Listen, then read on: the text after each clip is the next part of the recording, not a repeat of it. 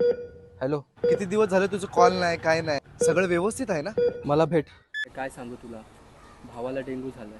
Doctor बोलले भावाला admit करावं. तर तुला तर माहिती आहे हॉस्पिटलमध्ये गेल्यावर किती बिल होतं ते. आणि गव्हर्नमेंट हॉस्पिटलमध्ये जायचं म्हटलं की इकडून तिकडे पळावं लागतं नुसतं. काय करू समजत नाहीये.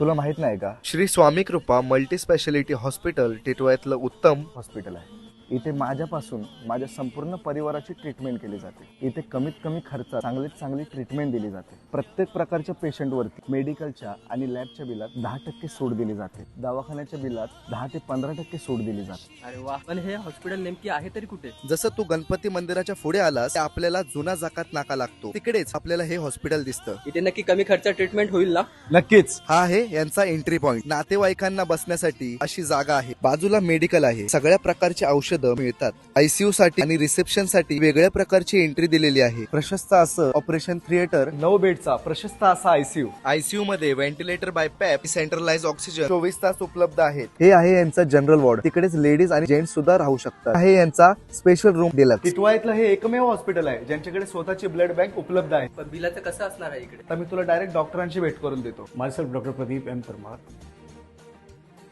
डॉक्टरांशी बोलून मला खूप बरं वाटलं. आता यापुढे मी स्वतः आणि माझ्या फॅमिलीला याच हॉस्पिटलला ऍडमिट करेन. मग आहे की नाही? श्री स्वामी कृपा मल्टी स्पेशालिटी हॉस्पिटल, टॉपचं हॉस्पिटल